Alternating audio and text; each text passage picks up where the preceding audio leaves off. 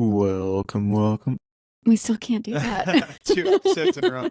And we're wearing the same thing. Oh, wow. Recording all these introductions on the same Saturday. So for this episode 2 of Tell Us More About That, welcome. We have Mr. Michael Leiter. Michael, I found we wanted to have a guest on who could discuss the research and kind of evolution of the research on burnout. A lot of research on our end, and we found Michael Leiter, who recently published a book on the topic, and the conversation was awesome. Yeah, it shifted my perspective of burnout. Yeah, in what way? Well, I don't want to give it away.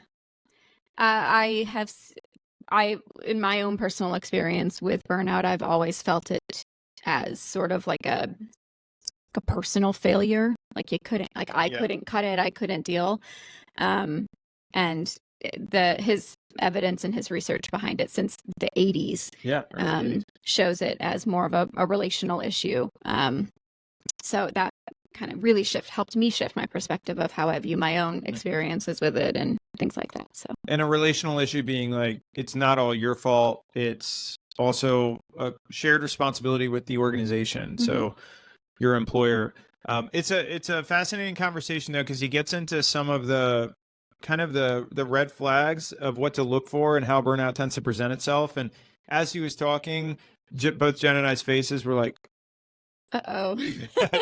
Jen probably more so like currently, and we've all, I mean, everyone in some capacity will relate to this because everybody's dealt with it on some level. But yeah, he walks through what it looks like, really what it is, walks through kind of what the research and the evidence supports as to how it happens. And then we talk through some strategies on how to overcome it, whether it's something you can overcome or whether it's something you need to maybe have an internal discussion and debate as to maybe this isn't the right place for you to be. But a really, really insightful conversation. So thank you for joining. We're excited for you to check out Mr. Michael Leiter. Welcome to Tell Us More About That. Thanks for taking some time to join us.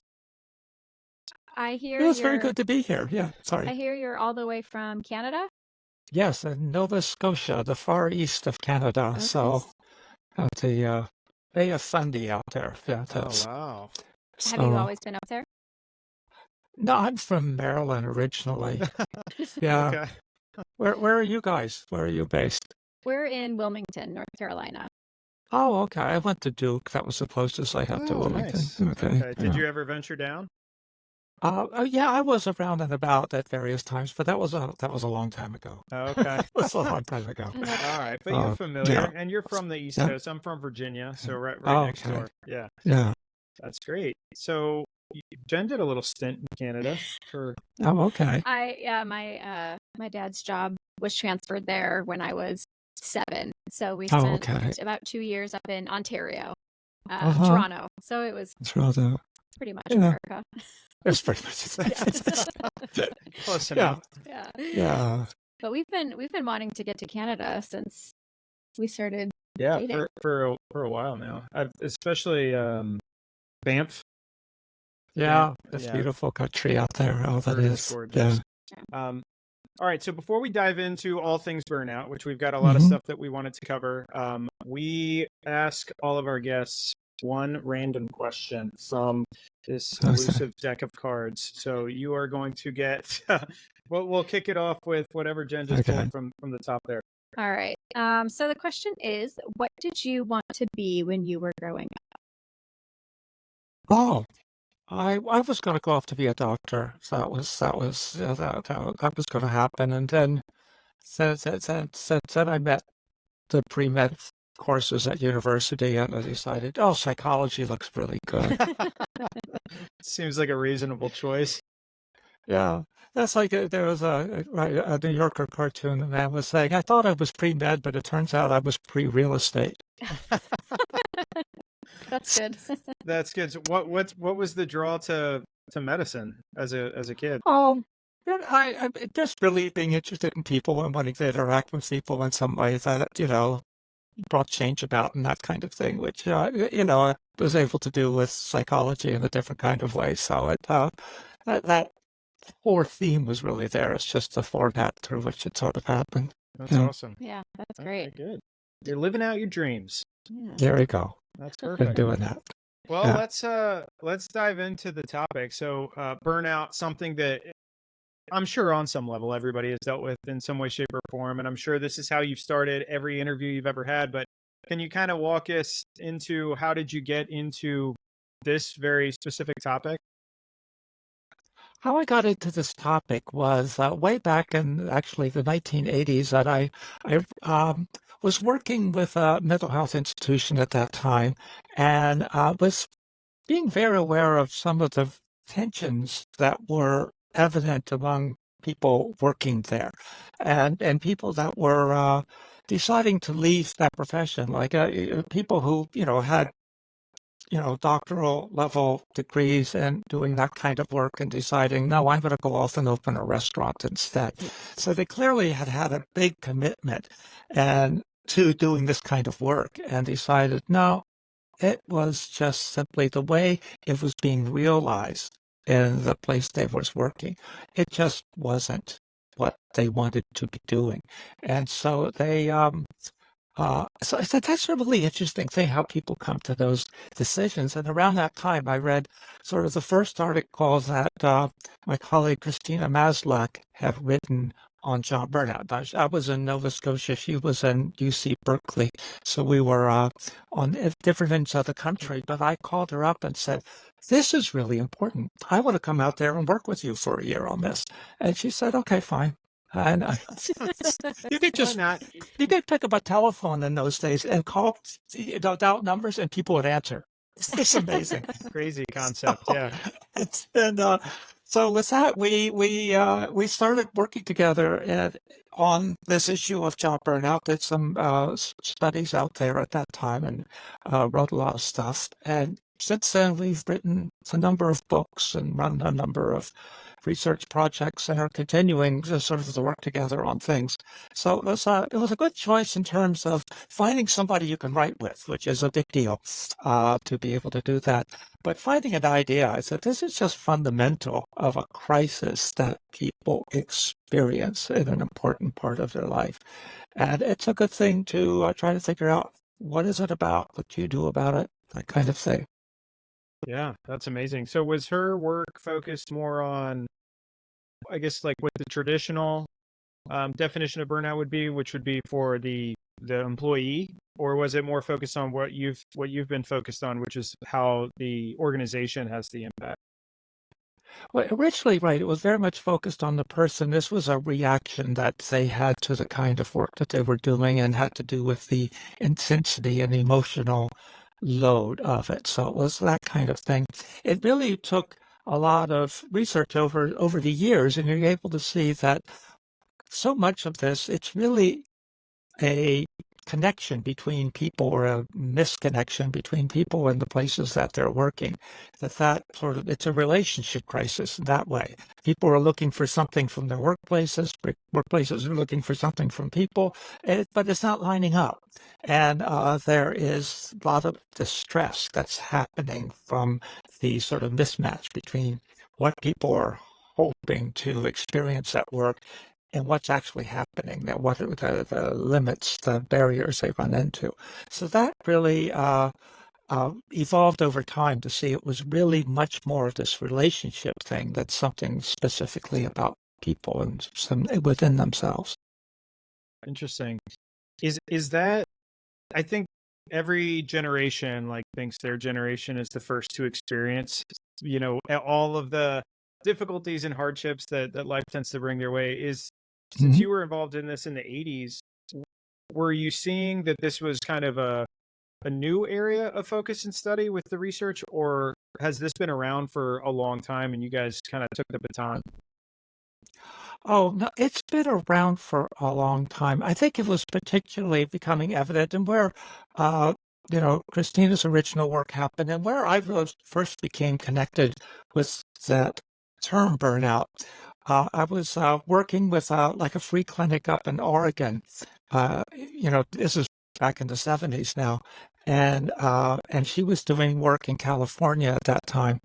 And it was just something people were talking about. They were using the term burnout, and it had to do with people feeling pretty idealistic about they were, going to go out and do good work in the world. They were going to help people through their expertise and their professional dedication, and finding that the actual fundamentals of working, how it was delivered in terms of, just particularly public sector organizations, was just frustrating them. That it was really something that was not giving them what they were trying to find out. So that was term was being used and talked about. And really, so when psychologists sort of picked it up, we were systematizing, well, what is this thing? Trying to define it. What are the characteristics of it? And then eventually, well, where is it coming from? And still working on, well, what exactly do you do about it? What is the, most helpful reaction to this stuff? Yeah, that's interesting. So as you guys went through this, and I'm sure it's an evolving definition, I guess, of what you would define burnout to be, but what would you characterize the kind of classic boilerplate definition for what burnout is? Yeah, it's quite a range. People use the term in a lot of different ways, and it's all sort of legitimate within its context. Like people use the term as something that's getting really sort of frustrated, having a really tiring, depleting, frustrating day. I feel really burned out from this. And that's a fully legitimate way of using the word. And I'm not reckoning with that way of using the word. But when you're doing psychology research, you have to define your terms in a much more crisp kind of fashion. And the measures that, we've developed, the Maslow burnout inventory that we work with, it's, defines it as this three-part syndrome. And part of that is being exhausted. And the exhaustion is the kind of exhaustion where you're already tired before the day begins. Like if you're tired at the end of a workday, it probably just means you worked hard, and that's actually not a big problem. But if you're tired consistently day after day before the day even begins, and you just can't get that, that means that something's out of whack here. Like you're not getting, like the idea, you go to work, you wear yourself out because you're doing really important things that you really like doing, but then you've got to recover. You've got to have a time, the space, the activities to be able to get your energy back again. And if the work's demanding too much, if the work's going into your personal domain and interfering with your capacity to sleep, to have fun, to get, really positive relationships, then you just get worn out. You just get more and more tired.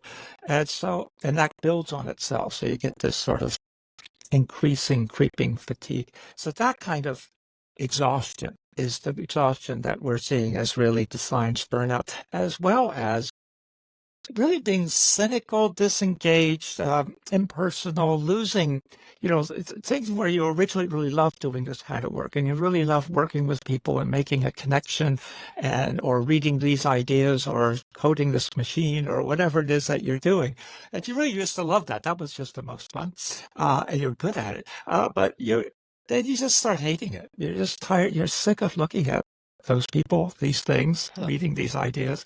And it's just this cynical sort of distancing from people, and just really, and then the third part is sort of losing your confidence in yourself, losing your sense of efficacy. People want to experience being good at what they're doing. Like, this is what I do, and I'm good at it, and people know I'm good at it. And you start losing that confidence. You go, I'm just getting more and more stupid the longer I do this job. That is a bad thing. You want to be, I'm getting smarter, getting better all the time. That's what you want, not this idea of us just losing it. It's a combination. What really is this full burnout syndrome is the combination of all three, of being exhausted all the time, of losing the enjoyment of doing the work and getting cynical and really distant about it, as well as losing confidence in yourself. So that's a really bad combination because it's hard to get out of it. Some people are just overextended. They're just tired. but they love what they're doing. And they believe that what they're doing is really important. That's why they wear themselves out and they're just so tired. But that's a different kind of state than being exhausted plus cynical plus discouraged and all that. And the first one is much more straightforward to deal with. You got to rearrange your life so you get some rest. That's basically, in terms of demands at work or your own personal whatever. Something happens, has to happen, you get your energy back. And that's pretty straightforward. It might be hard to actually put into effect. But the stuff with burnout is much more sticky because people are in such a bad state of mind. It's hard to crawl out of that. Yeah. And I'm sure it compounds on itself. Like if the first leg of that is not getting good sleep then is going to exasperate all of these other conditions that you just walked through.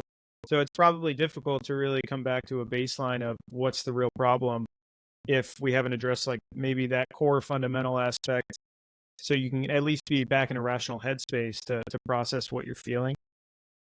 Yeah, you're very right with that idea about how it compounds over time, because we've seen that, one of the things that's,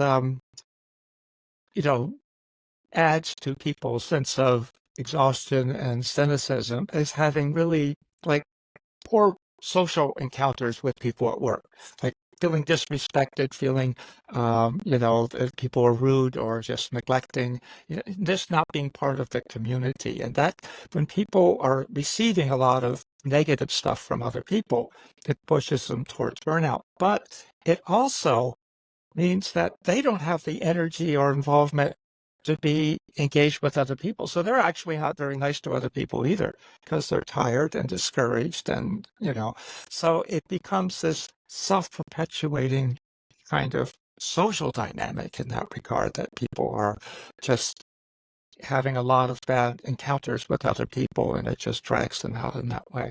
So a lot of things come together that keep these states of mind just rolling along. And you'll find that, when you do studies, people have done studies where they've connected with folks a year later, 5 years later, 7 years later, and it's very similar where they're still in that same kind of mindset as they were when they originally were assessing them. It doesn't solve itself very readily. Well, it's wild. I've got, sorry, Okay. there's so many questions that keep coming to mind. If this goes, because it sounds like it kind of manifests almost in a similar way of like someone who's feeling depressed. So if they can't isolate the cause of it's my job or it's my relationship to my job, and they're internalizing all of their feelings, and then they go seek medical attention or go to, a mental health professional. Do you see that mental health professionals are educated enough around burnout to diagnose that as maybe a contributing factor? Right. Well, there's a distinction. There's an overlap between burnout and depression. They share some qualities that are core, but depression is clearly that's a mental health issue, and it is, with a continuum of diseases, like it is within the world of that. It's within that world, whereas the job burnout is the World Health Organization has labeled it not a disease, but an occupational phenomenon, which means it's this crisis that people have that can aggravate depression. It can lead to physical diseases as well, through the tension and the stress that's involved with it. But in and of itself, it's not really a disease. It's really a problem between people in their workplaces, which calls for a different kind of solution. Like a mental health problem requires, therapy. It requires sometimes medications. It requires some particular work because it's located primarily within the person in that regard. Whereas burnout they say it's more parallel to like something like chronic unemployment, which isn't a disease, but it is has a lot of implication for your well-being and your potential. So that the kinds of work that's needed to deal with burnout is more crafting a much better connection between the people and the places that they're working, finding out what is it that's a mismatch between what are they looking for that's not happening there. Is that a reasonable aspiration for them to have when they go to work? And if so, how can we make that happen more readily so that people aren't feeling alienated and exhausted and discouraged when they go to work? Makes sense. I have so many thoughts and questions.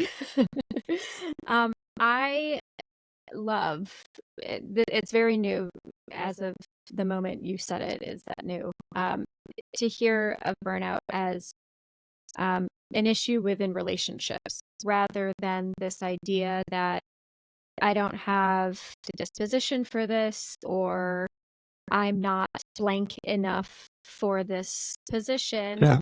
And then on the flip side, it's either, well, I'm doing the best that I can, and there's this like systemic or institutional issue. I can't fight against this institution. So to hear it almost like a Venn diagram, now we're in the middle of this is a relationship issue. It's a disconnection in some way between people is really interesting. And that's very new for me to hear. And I'm processing.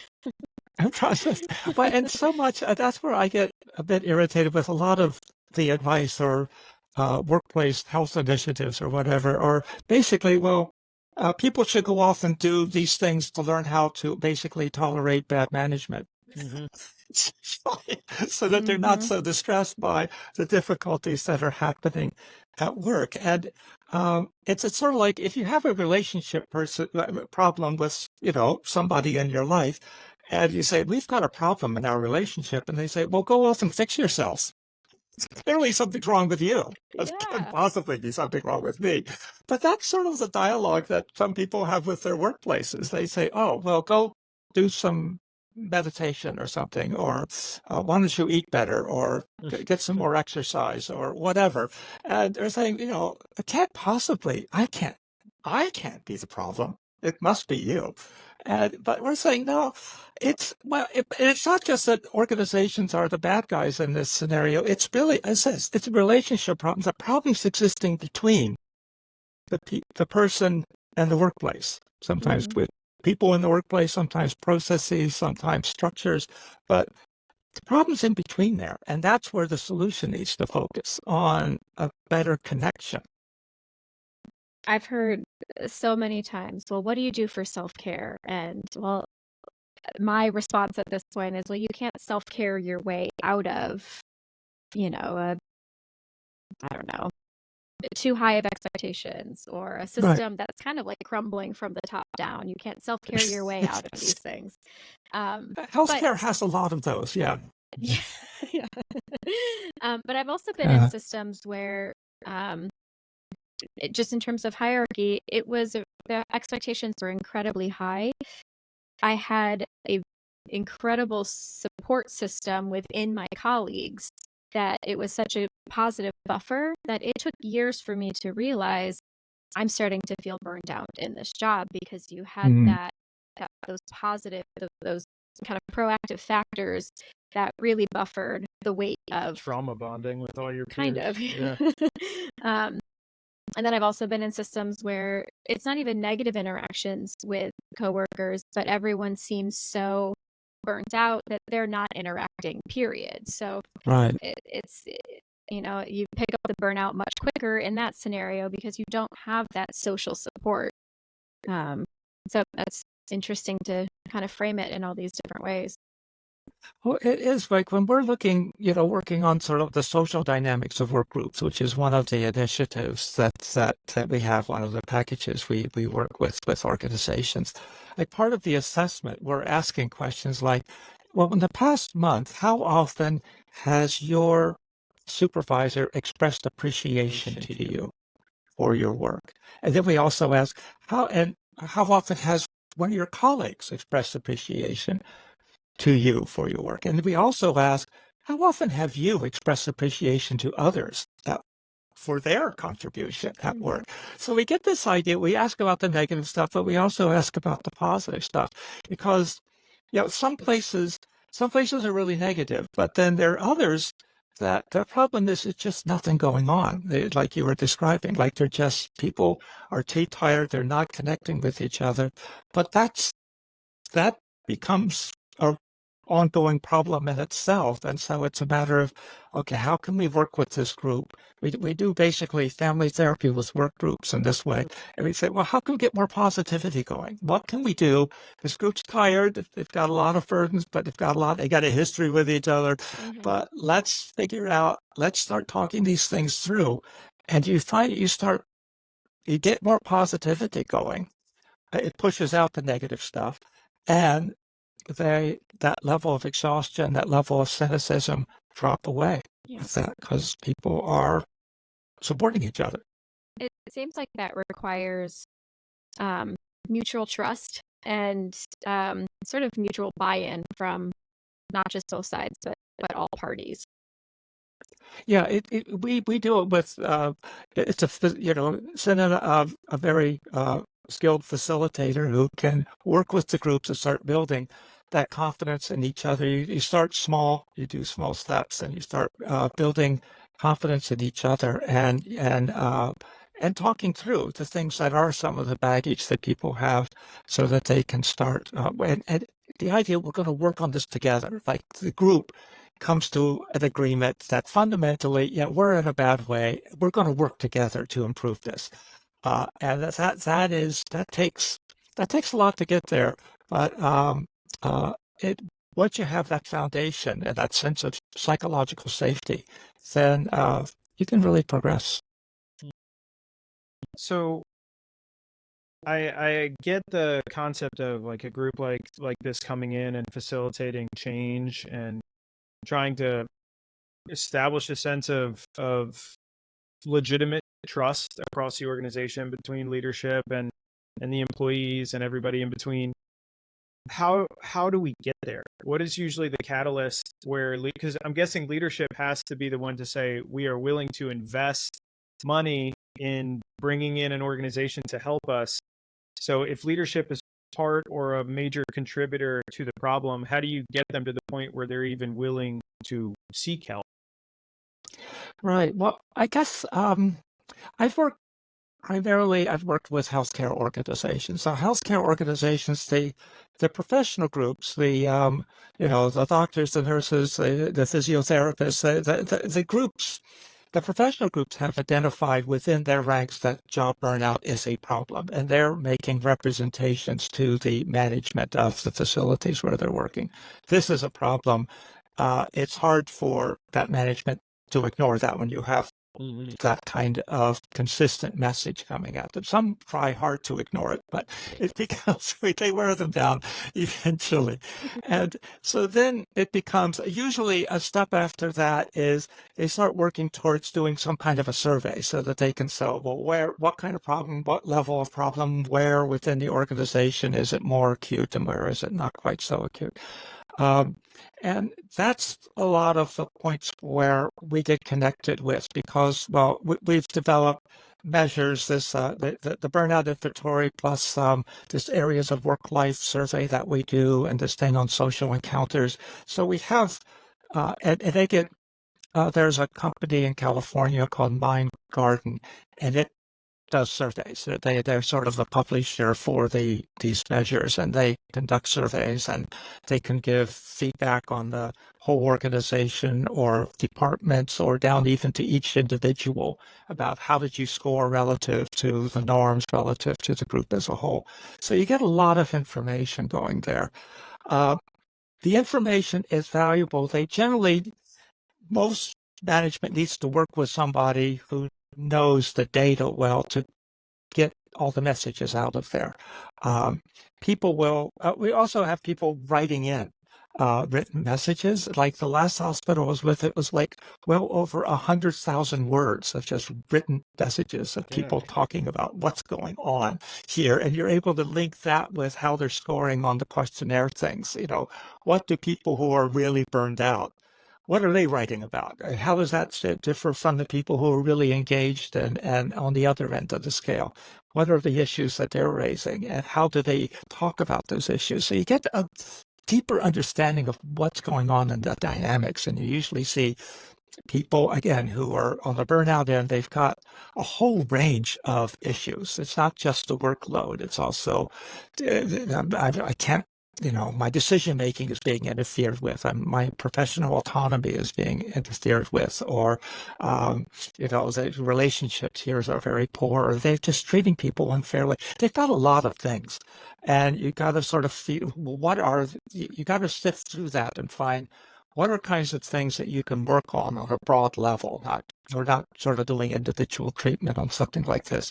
You say, well, here are the departments, the units within this large organization that there's really a lot of distress going on. And we can characterize what's going on there because we've got these measures from many people within these settings. And then you can start developing a strategy. And as we're describing in the book, that's the burnout challenge, that it's really important to make it a collaborative process where people are not looking to upper management, to solve their problem and give them a solution. They're looking to participate in creating a solution, and so it takes a lot of guidance for those. Some places are open to that kind of, ideas of how do you actually bring people in, engage them in searching for solutions together, working together to implement those, to evaluate their impact, so that kind of thing. So it's a big project, and that's where folks like myself, others, have consulting kinds of structures that work with large organizations to take on these things. Gotcha. What are some of, I'm sure the hundreds and thousands probably of teams that you've worked with and individual cases that you've helped resolve, what are some of the benchmark patterns that you see on an organizational level that if I'm an employee either working in a company or I'm considering joining an organization, that I can look for these kind of red flags that this organization has a culture of burnout? Yeah, well, if you are considering an organization, I think if you get any opportunity to just talk with people who work there in any kind of a straightforward fashion, you could probably learn a lot more than you're going to get from the people interviewing you for the position. It's important that way, but I guess it's one thing just to watch is how do people interact with each other when you're going through the organization? Are they paying attention to each other? It's very important. Like if you're going into there's so many things like this, particularly in public sector, where the interviews are sort of a group process. It's not just a one-on-one kind of a thing. There's what's going on. Watch the dynamics among the people within that group. How are they talking to each other? Is it all very scripted and structured and rigid, or are they actually seem like they enjoy being with each other, or they actually know each other and have things to talk about? Or what's the dynamics there? And does that feel like a dynamic you want to be part of? When you just go anywhere in the organization, or do people say hello? Just watch the social dynamics. Are they welcoming, or is there something else going on here? I think that's an important part, as well as, the more formal things of trying to get a clear idea about what are the hours people expect you to be working and what's the intensity of which things are going on, what's your caseload going to be, the practical stuff like that. But I think the social dynamics tell you a whole lot, and it's good to be have a critical eye towards that. What's going on with these people here? This is going to be, could be a big part of your life for a few years, and you want to see what you're getting yourself into. Yeah, that's such a good point. So do your research. Don't just dive in and hope for the best. No, you've got to look after yourself. Like the world of work, there's all these possibilities. There's great things happening that are just fascinating, but you got to look after yourself. Well, just even on the thing about, the work and not work boundary, which is very, very fuzzy. That's something that people talk about. When used to be, you went to the factory, you left the factory, you just stopped working because, well, you didn't have, the factory equipment. You weren't at work anymore. And now work just is totally portable.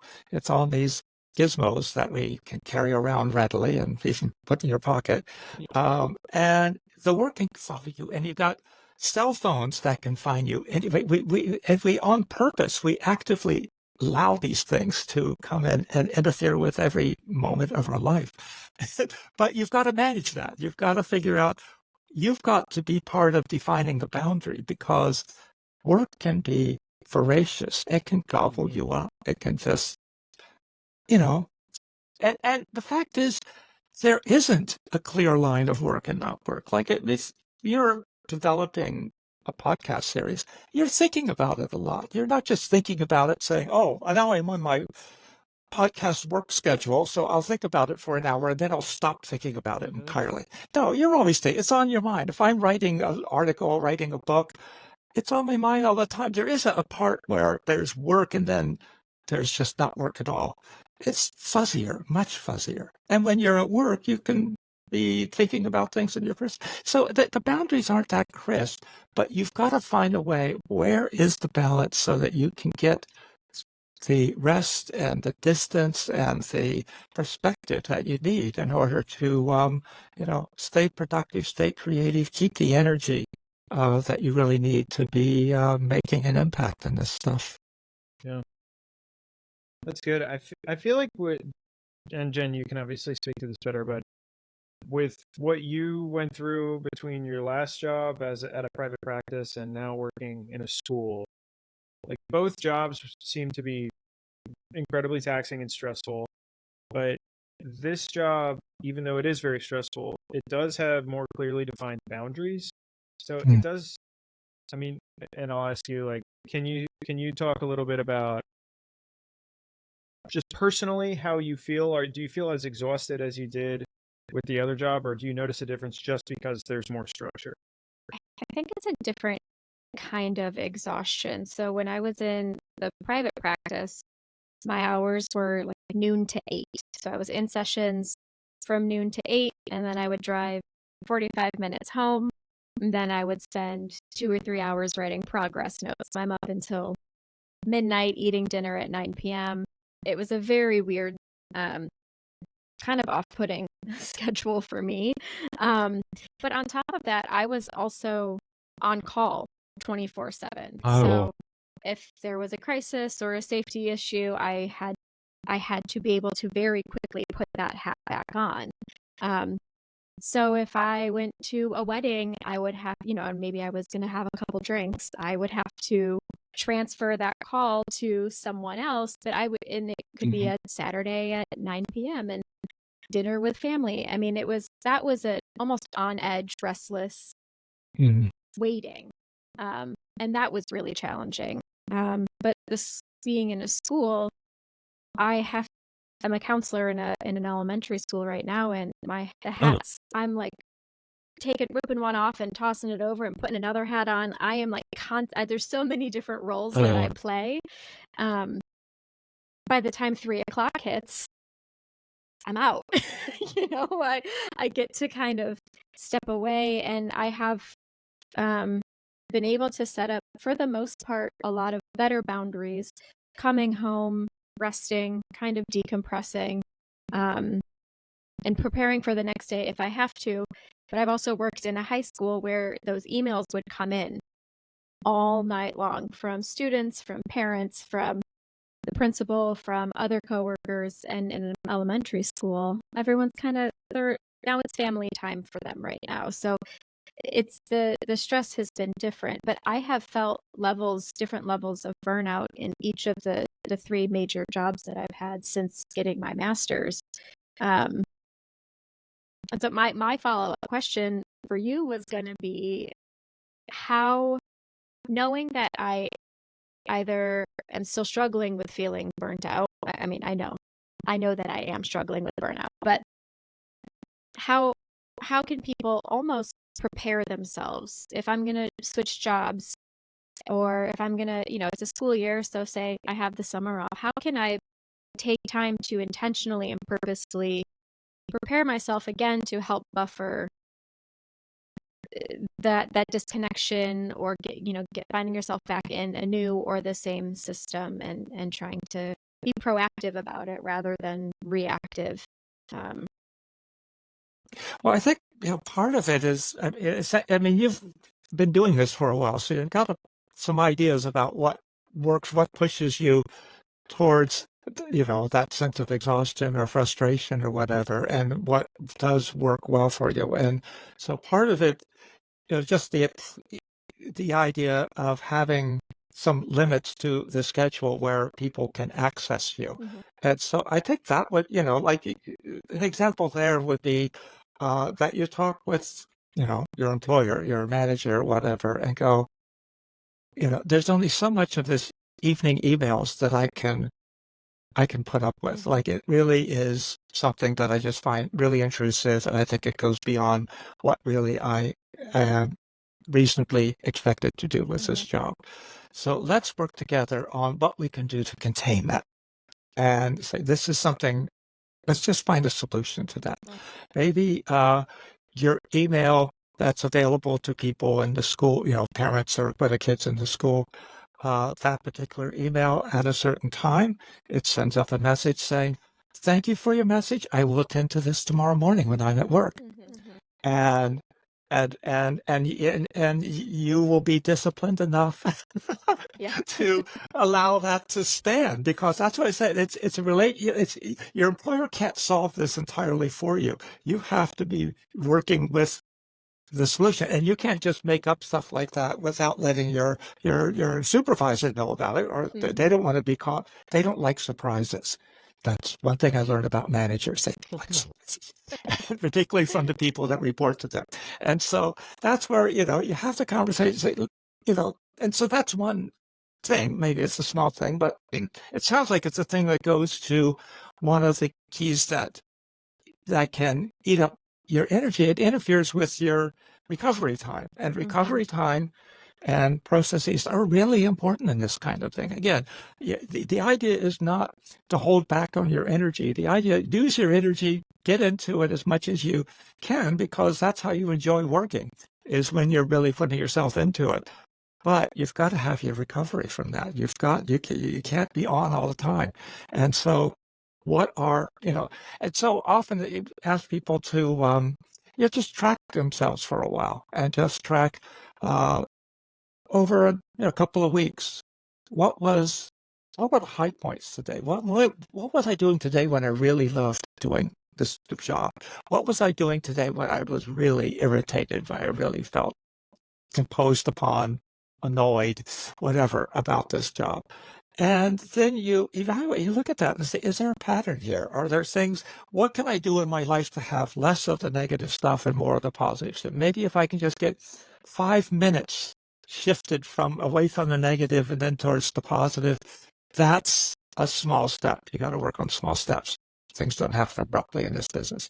And so you find an incremental things there, and you've worked it out with, your manager, so that it's not coming as a surprise.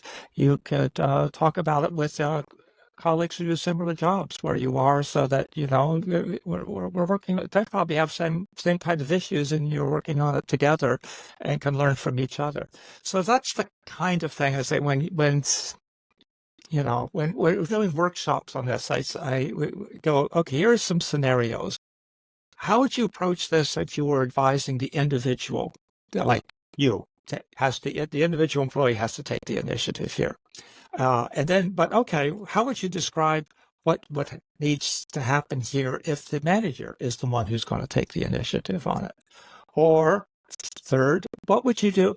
What would a work group dynamic happen? The whole work group is taking this on as a problem that they want to solve. What would that look like? What kind of resources would they need? What kind of scenario could you imagine And the fourth one is what kind of policy changes could happen, for the whole organization that would be relevant to this problem. So we'd go in and say, okay, which direction makes the most sense to you? What seems to fit this problem that you're aware of in your organization? Is it individual initiative, manager initiative, work group, policy? And then then the group, sort of like, breakout groups on that, and they'll be working on what that would look like, filling in the blanks and coming up with some kind of a plan. Then you've got something you can, when you get back to work, you can actually start seeing how to put that into being. Yeah, that's good. I like that. It's got a kind of your own personal support, and then your employer has their piece of it, and then how do you all come together to make it work? I will say, over the last jobs that I've had in this career, I feel like my boundary setting has gotten stronger.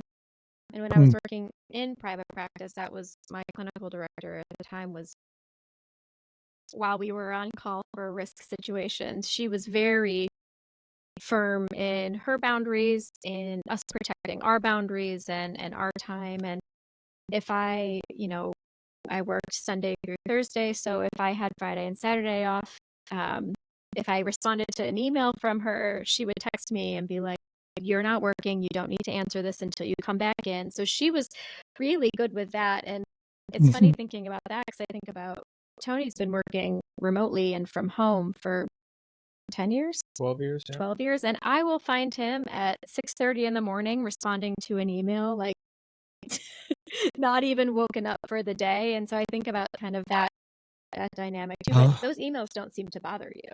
Yeah, I think it comes down to, like, once you find yourself into a system that works for you and you have a way to allocate those boundaries and to be intentional about time for yourself, like I'll go for a run in the afternoon, or I'll go to the gym, or I'll go sit on the porch and read a book in the middle of the day. And it's intentional blocks of time to not be working, which is important, because then you go back and you feel a little bit of, like, refreshed and ready to go back into it. There's something that you guys were just talking about that I'm interested, Michael, to hear your take on this. Have you found that a lot of the I guess confrontation or delusion that people have when they're working for an organization and they start to get burnt out is rooted in this concept of just, like, misaligned expectations? Like, they thought this job was going to be something different. They thought that everyone is, like, constantly overstimulated with social media and kind of the influencer aspect of what people put out there. And it's like everything's sunshine and rainbows. So they think in their head, like, my job should be perfect. I should be getting paid $180,000 a year and have 5 weeks of vacation and 7 months of maternity leave. And then they get into the reality of their job, and it's very different. Do you feel like a lot of the frustration starts with these misaligned expectations? Yes, well, some of it does. I don't know in terms of, what the balance is, but I think basically what's a reasonable expectation is that's something that sort of gets defined over time in a relationship. I think, certainly people, they'll come out of university with some very unrealistic expectations about what's going to happen and all that kind of thing. I think that, and it can be sometimes a rough learning period before they find out what really is possible and what's feasible and what is their place on the marketplace. But the kinds of things that we find that really go to burnout in a really profound kind of way, or when people are frustrated on some really core psychological kinds of motives, like, again, a sense of belonging. People are social creatures, and they really, when there's a group of people, they want to feel that they belong and that they're part of this and that they're a valued part of this. But that's interfered with. That goes at a fairly profound level. People want to have some sense of autonomy. They want to seek, okay, I'll follow orders and do what I'm told a good part of the time, but some of the time I want to be the one that makes something happen. I want that experience of taking the initiative and making something happen. That kind of initiative is something that's a basic need. Of being respected for being knowledgeable. These are basic psychological needs, and when those are frustrated, that's, I think, the kind of thing that really pushes burnout. It's hard to people, people sometimes have to learn that their salary expectations have to be made much more modest. That's not as deep a psychological, profound crisis. But when those core psychological motives are being frustrated, then it goes a bit more deeply into people, I think.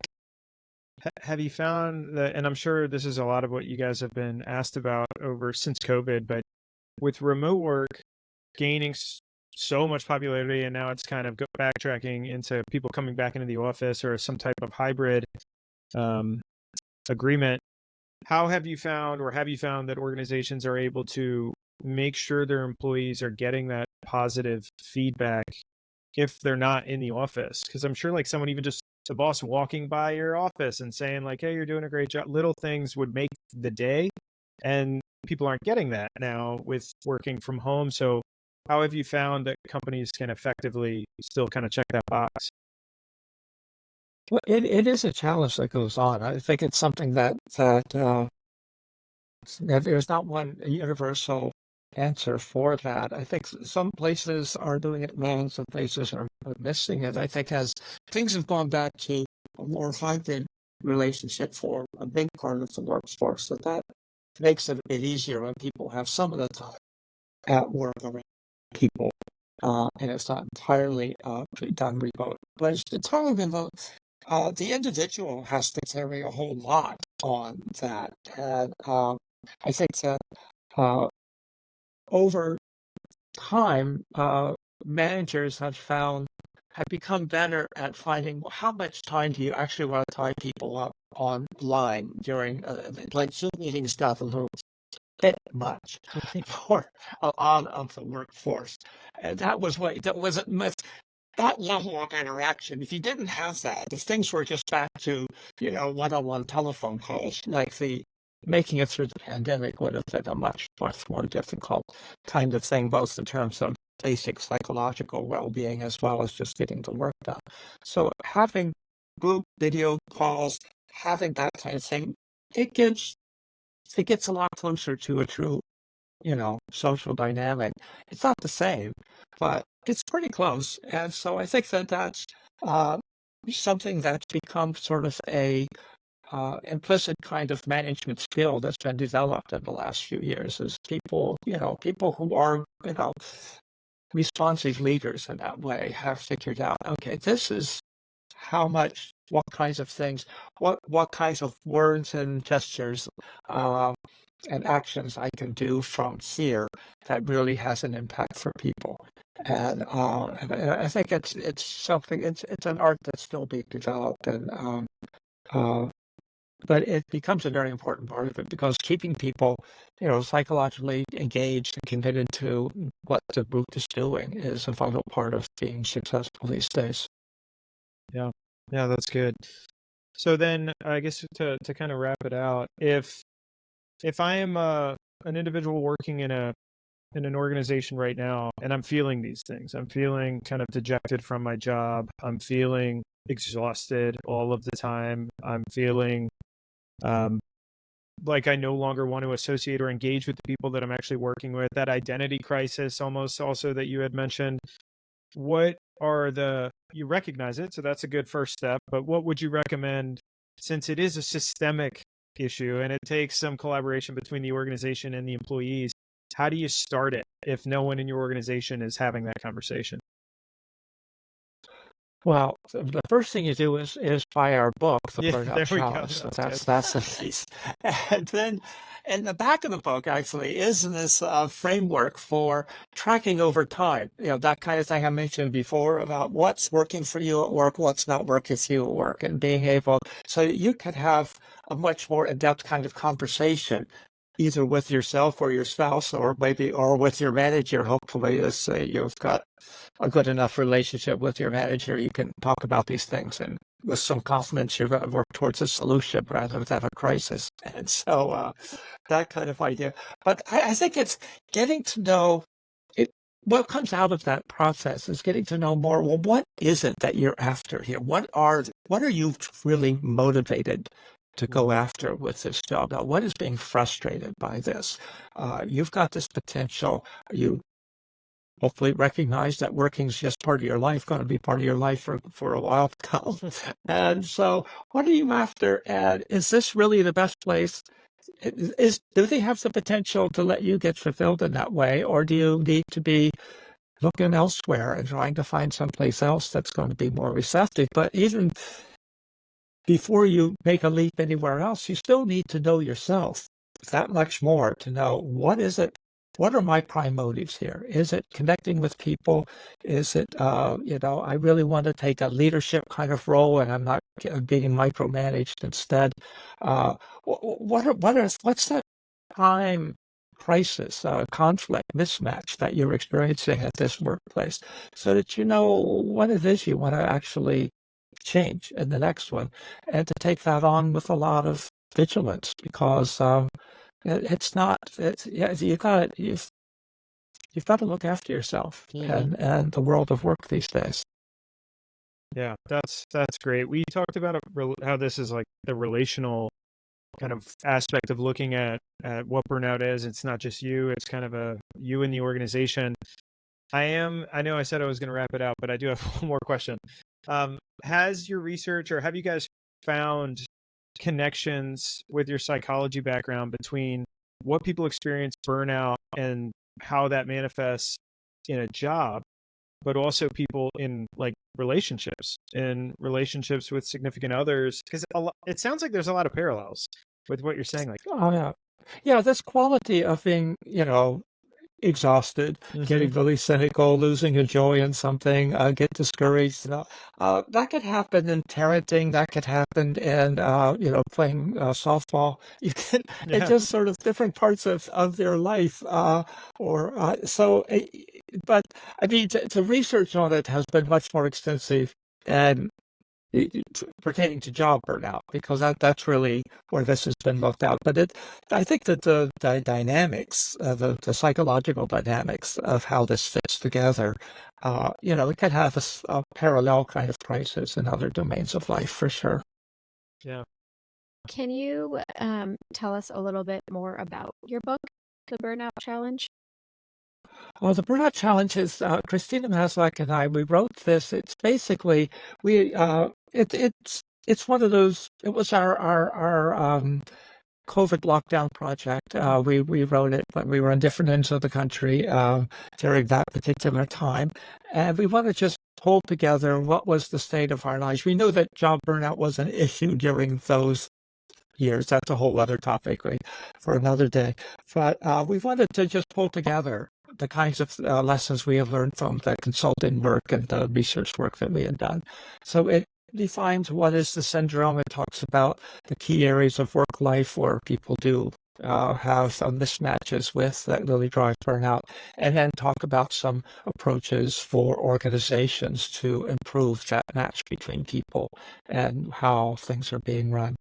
The Burnout Challenge. Awesome. Well, we'll put a link to the book in our show notes and also to your for your contact information so people can get in touch with you and your organization. But this has been very informative and super helpful and almost encouraging, because I feel like it can, and I'm not dealing with this currently, but I think everyone has dealt with it in some way, shape, or form, and knowing that you're not alone and so many people experience this and there's a way out. And it sounds like your book and kind of the principles you all have outlined at least provide somewhat of a roadmap to get started on that. So that's great.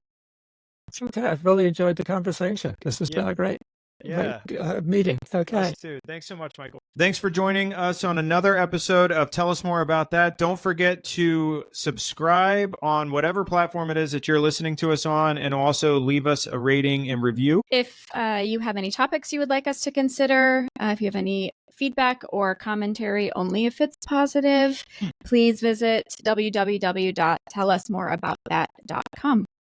Thanks again for joining in, and we will see you next time. See ya.